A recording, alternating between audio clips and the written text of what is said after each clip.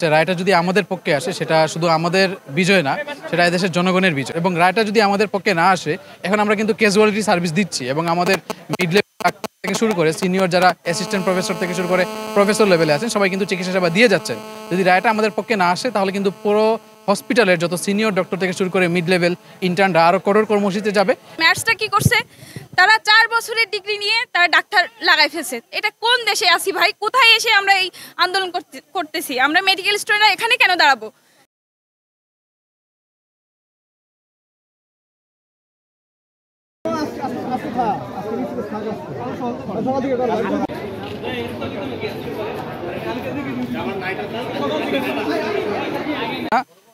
এই আপনারা অবগত আছেন, আমরা জানি যে পুরো বাংলাদেশের সবগুলা medical college, Dhaka medical college থেকে শুরু করে সিলেট ওসমানী মেডিকেল কলেজ, প্রত্যেকটা বিভাগীয় মেডিকেল কলেজ এবং জেলা পর্যায়ে যে মেডিকেল কলেজগুলো আছে সবাই কিন্তু এই আন্দোলনটা চালিয়ে যাচ্ছে। এবং আমরা কর্তৃপক্ষকে বলে দিচ্ছি, দেশটা এমনিতেই একটা অস্থিতিশীল অবস্থায় আছে বর্তমানে। আমরা দেখতে পাচ্ছি চারদিকে ছিনতাই ডাকাতি এগুলো হচ্ছে। তো এখন যদি এরকম একটা অবস্থা, এরকম একটা বড় ইস্যু দাঁড় হয় এবং চিকিৎসা ব্যবস্থা কোলাপস করে, সেটা কিন্তু দেশের জন্য কন্ট্রোলেবল হবে না। এবং আমরাও চাচ্ছি না এরকম কোনো পরিস্থিতি তৈরি হোক। কিন্তু আমাদের যদি দেয়ালে পিঠ থেকে যায়, আমরা কিন্তু এরকম কোনো কর্মসূচি নিতে আমরা বাধ্য হব।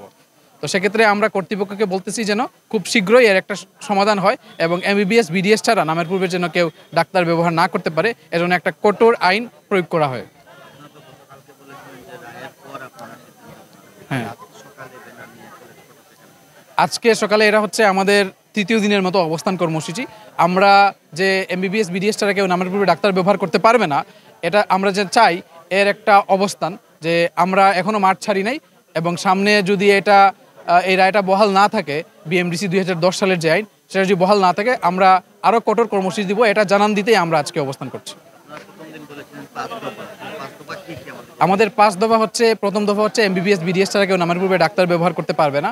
এবং আরও কয়েকটি দফা, সেগুলো হচ্ছে যে আমাদের বিশেষ করে প্রত্যন্ত অঞ্চলে উপজেলা লেভেলে যে ডাক্তারদের শূন্য পোস্টগুলো আছে, খালি আসনগুলো পূরণ করা, প্রতি বছর মিনিমাম 4000 ডক্টর নিয়োগ করা। এবং যে আমরা অলরেডি জানি যে দেশে পর্যাপ্ত পরিমাণের মেডস আছে এবং তারা যখন তাদের পোস্টিং পাচ্ছে না, তখন তারা প্রত্যন্ত অঞ্চলে ডাক্তার ব্যবহার করে অপচিকিৎসা দিচ্ছে। যেগুলো মেডসগুলো আছে সেগুলো যেন বন্ধ করা হয় এবং যে মেডিকেল কলেজগুলো যেগুলো এখনও মেডিকেল শিক্ষার জন্য পর্যাপ্ত না, তাদের সুষ্ঠু অবকাঠামো নেই, সেগুলো যেন বন্ধ করা হয়, এগুলোর জন্য আমরা দাবি করছি।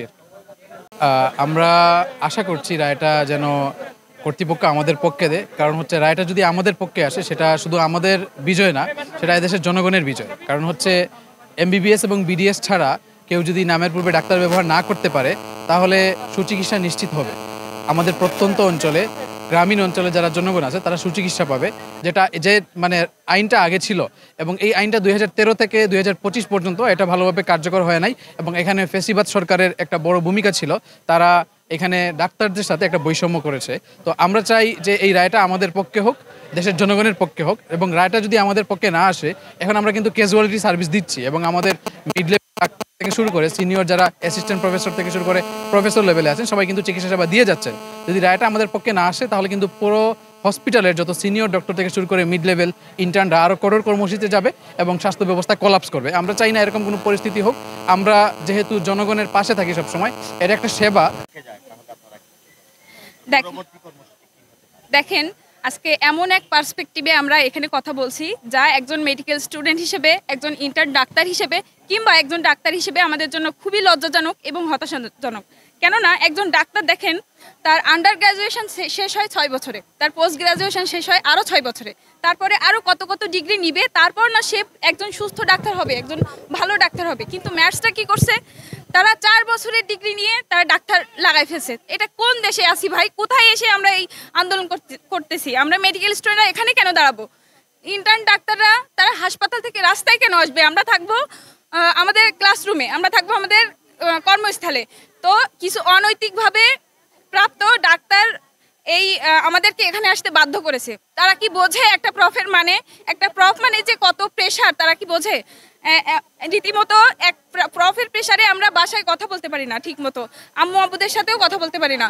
তো আমাদের যে নির্ঘুম রাত, এত পরিশ্রম, এত শ্রম আমরা দিচ্ছি, এর যে ফলাফল সেটা কোথায়? কেউ একজন 4 বছর পরে যে ফলাফল পাচ্ছে, আমরা 14 বছর পরে ঠিক সেই ফলাফল পাচ্ছি। তাহলে মানে ডিফারেন্সটা কোথায় হলো? তো আমরা চাই এর সুস্থ বিচার হোক। আর রায় অবশ্যই যদি পক্ষে যায় তাহলে তো আলহামদুলিল্লাহ, আর যদি পক্ষে না যায় আমরা আরো মানে পরবর্তী স্টেপ নিতে আমরা বাধ্য হব। আপনাদের যে রায় আছে, আপনারা এই রায় কোনো প্রেডিকশন পেয়েছেন কিনা না? আর সেকেন্ড হলো, আপনারা যদি রায় না পান তাহলে আন্দোলন এখন যেভাবে আন্দোলন চলছে সেভাবে চলবে নাকি আরও কোনো কঠোর পদক্ষেপ নেবেন? আচ্ছা, ধন্যবাদ আপনাকে প্রশ্ন করার জন্য। রায়ের ব্যাপারে আমাদের কাছে আপডেট যে তথ্য আসছে, তো আমাদের আজকে রায়ের রিটের যে শুনানি ছিল এটার মধ্যে 72 বা 73 নম্বর খুবই নিকটে চলে আসছে সেই রিটের শুনানির ধাপগুলো, এবং এখন বোধহয় 67 কিংবা 68 নম্বর রিটের শুনানি চলছে। তো আমরা আশা করতেছি যে সরকার এ ব্যাপারে তাদের বোধোদয় হয়েছে। পুরো বাংলাদেশব্যাপী যে কমপ্লিট শাটডাউনের ডাক দিয়েছে ইন্টার্ন চিকিৎসক সহ পুরো স্বাস্থ্য সমাজ, চিকিৎসক সমাজ। তো আমরা ভাবতেছি সরকারের বোধোদয় হয়েছে এবং তারা এই ব্যাপারে খুবই আজকে দৃষ্টান্তমূলক একটা আজকে মানে রায় তারা ঘোষণা করবে। এবং এই যে একটা অযৌক্তিক একটা রিট করা হয়েছিল 2010 সালের বিএমডিসি যে অ্যাক্টের উপরে, এটা তারা আজকে খারিজ করে দিবে। পাশাপাশি ডক্টরদের সমাজের যে আরও বেশ কয়েকটা দাবি আপনি ইতিমধ্যে বলছেন, 5 দফা দাবি, আমাদের সবগুলো দাবি মেনে নেওয়া হবে সরকারের পক্ষ থেকে পর্যায়ক্রমে। তবে আজকে মূলত যে বিষয়টা সবচেয়ে গুরুত্বপূর্ণ সেটা হচ্ছে 2010 সালের যে অ্যাক্টের এগেনস্টে 2013 সালে ম্যাটস এবং ডিএমএফদের যেই রিট করা ছিল সেই রিটটা খারিজের ব্যাপারে। তো আমরা আশা করছি যে সরকার এই ব্যাপারে মানে খুবই উপযুক্ত একটা সিদ্ধান্ত আজকে জানাবে আমাদেরকে। তবে যদি প্রলম্বিত করা হয়, যেহেতু এই আন্দোলনটা শুধু সিলেট ওসমানী মেডিকেল কলেজ কেন্দ্রিক কোনো আন্দোলন নয়, এটা পুরো বাংলাদেশব্যাপী কমপ্লিট শাটডাউনে গিয়েছে আমাদের চিকিৎসক সমাজ, আমাদের ইন্টার্ন চিকিৎসকরা এবং আমাদের মেডিকেল স্টুডেন্টরা যেহেতু কমপ্লিট শাটডাউনে ডাক দিয়েছে, এটা আমরা সেন্ট্রালি আলোচনা করে পরবর্তীতে আমাদের কর্মসূচি কী হবে সেটা আমরা জানিয়ে দেবো ইনশাআল্লাহ। এবং আজকে আমাদের যে অবস্থান কর্মসূচি দুপুর 2টার দিকে যে রায় আসার কথা ততক্ষণ পর্যন্ত চলবে ইনশাআল্লাহ। এবং রায়ের বিষয়টা আমাদের কাছে আসার পরবর্তীতে ইনশাআল্লাহ আমরা বলতে পারবো যে আমাদের পরবর্তী কী কর্মসূচি আমরা ঘোষণা করতে চাচ্ছি। আচ্ছা, ভাইয়ের নামটা আর আমি doctor Mahmudul Hasan Sadiq, Sylhet M A Osmani medical কলেজের চিকিৎসারত হিসেবে আছি, এখানে হাসপাতালে চিকিৎসক হিসেবে আছি এখানে।